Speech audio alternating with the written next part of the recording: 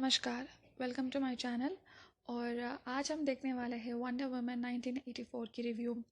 तो जो भी मेरे चैनल पे पहली बार आ रहे हैं, प्लीज़ डू सब्सक्राइब। और चलिए स्टार्ट करते हैं। तो मैं अभी बस रिसेंटली वंडर वुमन 1984 देखी, और एक्चुअली सच बोलना है तो मुझे मूवी इतना कुछ खास नहीं लगा। बिकॉज़ मैं एक तरीके से मैं वंडर वुमन 1 जो था, जो पहले आया हुआ था, जो जैक स्नाइडर का स्क्रीन प्ले था, तो मुझे लगा कि शायद ये भी बहुत अच्छा होगा। बिकॉज वंडर वुमन 1 बहुत ही बेहतरीन था, बहुत ही अच्छा था। एक फ़ीमेल सुपर हीरो मूवी के स्टैंडर्ड से अगर आप देखोगे, तो जो एक इंट्रोडक्टरी स्टोरी था डायना का, बहुत बढ़िया स्टोरी था। एंड जो भी एक्शन थे, जो भी इमोशन अटैचमेंट था, एक character introduction and character development के तौर पे अगर आप वंडर वुमन 1 देखोगे, तो इट्स फैंटास्टिक, उसमें कोई प्रॉब्लम नहीं है। तो इसीलिए मुझे लगा ठीक है, वो तो बहुत बढ़िया था। अभी वैसे भी डीसी की मूवीज़ तो डीसी की मूवीज़ कैसे होती है कि कभी कभी लगता है कि डीसी इज़ द बेस्ट। सारे कॉमिक वर्ल्ड में डीसी बेस्ट है, बढ़िया मूवियाँ बनाते हैं, बढ़िया कैरेक्टर्स है उनके पास। फिर बाद में कभी कभी लगता है कि डीसी वर्स्ट है। तो उनका एक फ़ेज़ चलता है, एक फ़ेज़ में बड़े अच्छे अच्छे फिल्म आएंगे। जैसे बैटमैन की सीरीज़ आप देखो, बढ़िया बढ़िया मूवी करने लगे। फिर उसके बाद में justice league, man of steel देखोगे, थोड़ा सा गिर गए। फिर उसके बाद में फिर से अपने आप को रिवाइव किया वंडर वुमन के साथ इन लोगों ने। और एक्वामैन भी काफ़ी अच्छा किया था एक्चुअली। फिर वापस मुझे लगा ठीक है, शायद उनको उनका पकड़ मिल चुका है, शायद अभी वंडर वुमन 1984 बहुत अच्छा होगा। पर एनीवेज, इतना भी ख़राब नहीं है, मतलब इतना भी अच्छा भी नहीं है। तो अगर स्टार्ट करें स्टोरी से, तो एक्चुअली स्टोरी का बिगिनिंग बहुत बढ़िया था। जो भी उन लोगों ने फ्लैशबैक से स्टार्ट किया डायना का। एंड कैसे वो अपने आप को एज अ वॉरियर डेवलप होती है। बिकॉज अगर आप वंडर वुमन 1 देखोगे, तो एक्सेप्ट फॉर क्या बोले, कुछ ही ग्लिम्सेस में आपको मिलता है कि हाँ चलो ठीक है, ये इसके अंदर कुछ स्पेशल पावर है। जैसे वो बच्ची का आप देखते हो वंडर वुमन 1 में, आपको लगता है चलो ठीक है, इसका शायद कुछ स्पेशल पावर्स है। पर आई थिंक इसमें उन लोगों ने एलोबरेट तरीके से उन लोगों ने इसके बारे में दिखाया था इनिशियली। तो मूवी स्टार्ट तो बहुत अच्छे से हुआ था, बहुत अच्छा मज़ा आया मुझे स्टार्टिंग में। जो भी वीएफएक्स था, सब कुछ बहुत बढ़िया था। पर जैसे मूवी प्रोग्रेस करने लगा, जैसे वो जो विशिंग स्टोन का सब आने लगा, जैसे क्रिस्टन विक का कैरेक्टर का एंट्री हुआ, मुझे लगा कि शायद ये थोड़ा सा बहुत ही क्या बोले, थोड़ा फिल्म जी मोड में, बहुत ज़्यादा ट्रिवियल मोड में जा रहा है। जैसे कि बहुत ही क्या बोले, फ़नी वे में जा रहा है, कुछ सीरियस नहीं है, कुछ ग्रिप नहीं है फिल्म में। और बहुत क्या बोलते हैं, बहुत ट्रिवियलाइज लग रहा है, मुझे ऐसा लगने लगा। बिकॉज कैरेक्टर का पूरा चौपट हो गया था वहीं पे। जो क्रिस्टियन विक का कैरेक्टर का था, जैसे जैसे वो आई, हमको कहीं ना कहीं लगा हाँ ये तो डैमसेल इन डिस्ट्रेस है और वहाँ से ये डायन बनने वाली है। तो समहाउ तुम लोगों को वो, आप लोगों को वो आइडिया मिल जाती है क्रिस्टियन विक कैरेक्टर देखते ही। और जैसे डयाना का कैरेक्टर है, the super saviour, super goddess का जो उनका जो किरदार है, जो निभाना पड़ता है। तो लाइक कहीं ना कहीं हमको पता चल जाता है, बहुत ही प्रिडिक्टेबल है स्टोरी। और बिकॉज हम लोग को ऑलरेडी पता था कि क्रिस पाइन है इस मूवी में। जो वंडर वुमन 1 है, उसमें तो क्रिस पाइन मर चुके थे, तो इसलिए मुझे बहुत क्यूरियोसिटी थी कि इसमें कैसे आएगा क्रिस पाइन। क्या कोई फ्लैशबैक के तौर पे आएगा, कुछ ड्रीम्स में आएगा, कैसे गोस्ट वे में आएगा, किस वे में आएगा। मैं बहुत क्यूरियस थी मैं कैसे आएगा क्रिस पाइन। पर एक्चुअली वो आए तो एक विशिंग स्टोन से आता है। सो एनीवेज, वहीं पे बहुत ज़्यादा मुझे इतना कुछ खास नहीं लगा, इतना स्ट्रॉन्ग नहीं लगा स्टोरी। पर जैसे क्रिस पाइन आया, मुझे लगा था स्टोरी तो पूरा डिफरेंट ट्रजेक्टरी पे चला गया। वो तो पूरा एक रोम कॉम के लेवल पे चला गया, कहीं ना कहीं रोमांस ड्रामा के लेवल पे चला गया। और पूरा का पूरा उन लोगों के रोमांस सीन्स एंड यही सब आने लगे।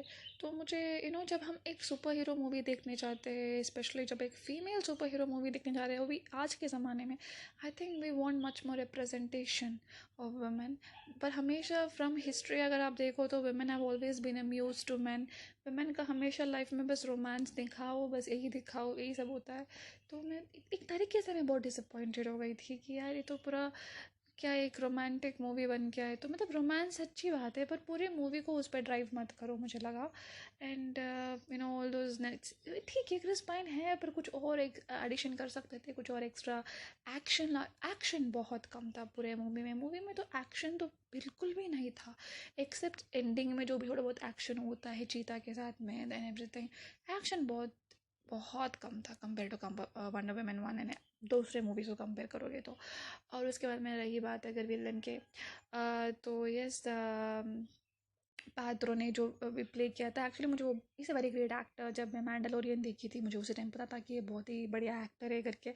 भले उसमें उसका शक्ल नहीं दिखता है, जो भी है वो मेटल बॉडी पे दिखता है, फिर भी मुझे पता कि चलो बंदा बहुत अच्छा है, बहुत एक्टिंग कर सकता है, बट इसका शक्ल सब दिखने को मिलेगा तो बहुत खुशी हुई कि इसमें वो तो पर एक्चुअली कभी भी वो एक कंप्लीट विलन में ट्रांसफॉर्म नहीं होता है अगर आप देखोगे। हाँ वो सेल्फिश हैं, हाँ वो ग्रीडी हैं, हाँ वो पावर हंग्री है, पर उसके अंदर ना वो सॉफ्ट कॉर्नर भी रहता है। एंड तो मुझे लगा कि वो कभी एक भी पॉइंट में वो कंप्लीट विलन ट्रांसफॉर्मेशन नहीं हुआ, तो इसीलिए कहीं ना कहीं हम लोग उसको हेट भी नहीं कर पाए ना उसको लव कर पाए, तो बीच में रह गए। हमेशा जब एक कैरेक्टर का इम्पैक्ट चाहिए, तो आई थिंक हम लोगों को कभी एवरेज नहीं चाहिए, हमको एक्सट्रीम इम्पैक्ट चाहिए होती है। एक कैरेक्टर का इम्पैक्ट हमको तभी लगता है जब आइदर वो पूरा का पूरा विलन है या पूरा का पूरा हीरो है, वरना सपोर्टिंग लगता है, इतना कुछ ज़्यादा लाइक इम्पैक्टफुल नहीं लगता है। तो that was a problem with his character. उसका कैरेक्टर कैसा था, कभी कंप्लीटली विलन डेवलप नहीं होता है वो। एज अ रिजल्ट जो लॉर्ड मैक्सवेल का जो कैरेक्टर था, मुझे कहीं ना कहीं लगा कि हम लोग को एक कंक्लूसिव पर्सन नहीं दिखने को मिला। एंड एनीवेज, तो जैसे मूवी प्रोग्रेस हुआ, आई थॉट समथिंग होगा, कुछ ना कुछ रेडिकल होगा जिससे हम लोगों को लगेगा कि चलो भाई, हमारे पास एक हीरो है, हमारे पास एक हीरोइन है, हमारे पास कोई विलन है एंड एवरीथिंग।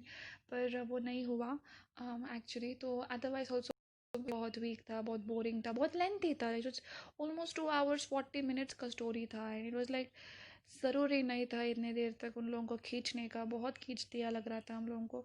थिएटर में तो थैंकफुली मैं थिएटर में देखी, तो ज़्यादा इतना एटमॉस्फेयर था, तो इतना कुछ लाइक बोरिंग तो था, पर इतना बोर नहीं लगा। पर अगर मैं अकेले देखती ना तो डेफिनेटली मैं सो जाती। इतना लाइक बहुत लेंथी था एंड बोरिंग था एंड कुछ एक्साइटिंग नहीं हो रहा था, लॉन्ग। तो एनीवेज, और एक्शन में ज़्यादा कुछ खास नहीं था। एंड जब हम लोग क्या बोले, वो जो पोस्टर सब देख रहे थे वंडर वुमन का, वी ऑल सॉ गल गडोट इन दैट, जो गोल्डन वाला आर्मरी काइंड ऑफ क्लॉथ में वो जो जो अटायर तो पहनती है वो मेटल का एंड एवरीथिंग। तो मुझे बहुत था कि शायद कुछ वेरिएशन देखने को मिलेगा, but you hardly gate probably 5 or so you hardly see her for like 3 to 4 minutes in that kind of जो भी उसका या वो पर्टिकुलर अवतार में। So it was also very disappointing that way. And also about Asteria, I don't know उसका क्यों इतना वॉरियर के तौर पे वो इतना थोड़ा बहुत ग्लिम्सेस इधर उधर दिखे। मे बी वंडर वुमन 3 में थोड़ा बहुत उसका इम्पैक्ट दिखाएंगे, कुछ बैक स्टोरी दिखाएंगे। पर anyway, she was the former wonder woman जो एस्टेरिया जो वहाँ पे आती है, and she was the wonder woman series जो था पहले 19 आई गेस 60s 70s में, उसी में she was the one who played the role of Wonder Woman. तो या, तो उस तरीके से अगर आप देखोगे तो हाँ, it was more emotionally driven, more sentimental than powerful and impactful. Emotion से भी बहुत इम्पैक्ट हो सकता है, पर अनफॉर्चुनेटली वहाँ पे कोई इम्पैक्ट नहीं हुआ। एंड ओवरऑल मूवी बहुत ज़्यादा अंडर एवरेज था। It was like not even average, average से भी नीचे था मुझे लगा। बच्चे शायद उनको शायद, I don't think it was even बच्चों के लिए भी था, बिकॉज थोड़ा बहुत रोमांटिक सीन्स थे and everything. I am not saying बच्चों को रोमांटिक सीन्स नहीं देखना चाहिए and everything, I am just saying wonder woman 1 अगर आप देखोगे तो बहुत फ्यू रोमांटिक सीन्स हैं, and it's like proper family वाला मूवी। पर इसमें थोड़े बहुत इट हैड सम थोड़ा बहुत रोमांस सीन्स थे एंड स्टीमी सीन्स थे। तो मुझे लगा कि बच्चे भी शायद इतना देखना, बच्चों के साथ देखने भी शायद थोड़ा एम्बैरेसिंग होगा पेरेंट्स को। तो यस, एनीवेज आई थिंक छोटे छोटे लड़कियां जो होते हैं 13-14 ईयर्स के, शायद उनको बहुत पसंद आएगा, लड़के लड़कियों को। अदरवाइज अगर आप एक ग्रोन अप अडल्ट हो and you really like Wonder Woman and आपको डीसी का डार्क थीम बहुत पसंद है, then this movie is not for you. तो पर एनीवेज, अगर आपको देखना है, टाइम पास फिल्म चाहिए, तो देख सकते हैं, इसमें कोई गलती नहीं है। इतना भी बहुत लाइक ओ माय गॉड बहुत ख़राब है वो लेवल पे नहीं है। लाइक अंडर क्या बोले, परफॉर्मेंसेस अच्छे हैं लोगों का, शायद उसके लिए देख सकते हैं, पर स्टोरी बहुत वीक था, स्टोरी बहुत ही ज़्यादा वीक नोट पे था। सो एंड द एंडिंग तो मुझे बिल्कुल पसंद नहीं आया। एंडिंग वाज लाइक इतना, अगर आप लोग इतने देर से उस बंदे को इतना पावरफुल दिखाना चाहते हो, तो एंडिंग भी एक बैंग के साथ करो। ना कहीं ना कहीं जैसे उसका बेटे का कैरेक्टर आता है स्क्रीन पे, वी गेट टू नो कि हिज अकीलेस हील जो होता है ना हर किसी का, उसका तो उसका बेटा है करके, कहीं ना कहीं you get that hint. And so I think we all able to predict कि इन द एंड वो अपने बच्चे के लिए सब कुछ कुर्बान करने वाला है या समथिंग लाइक दैट, तो प्रीटी मच वैसे ही होता है। And there was nothing exciting, बहुत प्रिडिक्टेबल एंड बहुत रिपीटेटिव था चीज़ें, कुछ बड़े के तो बहुत कुछ कर सकते थे पर नहीं किया। सो एनीवेज, अगर आप लोग देखना चाहते हो तो आप ज़रूर जाके देखिएगा। अगर आप लोगों को बस एक टाइम पास फिल्म देखना है, बहुत दिन हो गया कोई मूवी नहीं रिलीज़ हुआ है, कोरोना वायरस के टाइम था, फिर भी कुछ देखना है तो डेफिनेटली जाके देखो, इसमें कोई प्रॉब्लम नहीं है। ज़्यादा एक्सपेक्टेशंस मत रखिएगा वंडर वुमन 1 के साथ, तो बिल्कुल भी मत कंपेयर करिएगा, तब शायद आप लोगों को थोड़ा बहुत मज़ा आएगा। So that's it, that's my review. तो I basically would say it's a 2 out of 5 for me. So yeah let's सी, आप लोगों को जो भी लगेगा कमेंट सेक्शन में ज़रूर कमेंट करके बताइएगा। शुक्रिया, धन्यवाद।